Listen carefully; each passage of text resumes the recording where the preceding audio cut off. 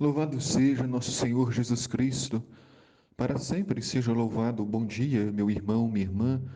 Aqui é o Padre Daniel, da paróquia de Santa Bárbara, em Santa Bárbara do Tugúrio. Hoje é dia 4 de maio, quarta-feira. A Igreja nos convida a meditar o Evangelho de São João, no capítulo 6, versículos de 35 a 40. Todo o capítulo 6, João reflete sobre o pão da vida.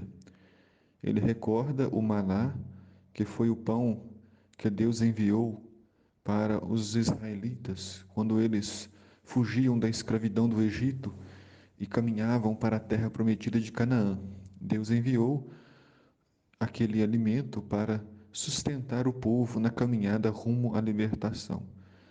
Agora, Jesus se faz o pão vivo descido do céu, pão que nos alimenta, alimenta a nossa vida de sentido, de esperança, de alegria, nos faz sonhar com a vida eterna e nos permite chegar até lá, com sua força, com sua graça.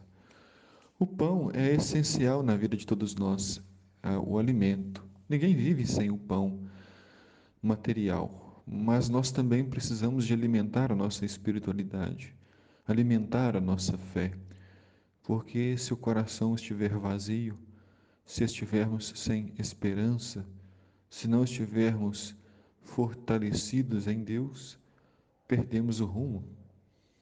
Por isso, o Evangelho começa dizendo que naquele tempo, disse Jesus à multidão: Eu sou o pão da vida. Quem vem a mim não terá mais fome, e quem crê em mim nunca mais terá sede.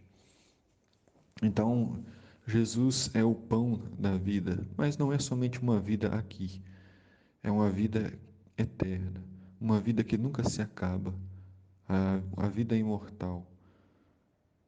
Quem for até Jesus não terá mais fome, não terá mais fome de nada, não terá necessidade de mais nada. Todas as coisas serão complementares, todas as coisas serão superficiais.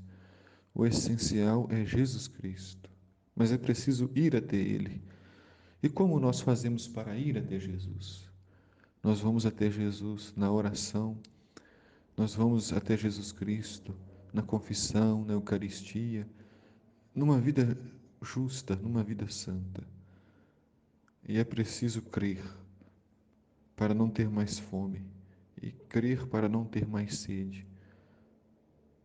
E Jesus continua dizendo: Eu, porém, vos disse que vós me vistes, mas não acreditais. Todos que o Pai me confia virão a mim, e quando vierem, não os afastarei.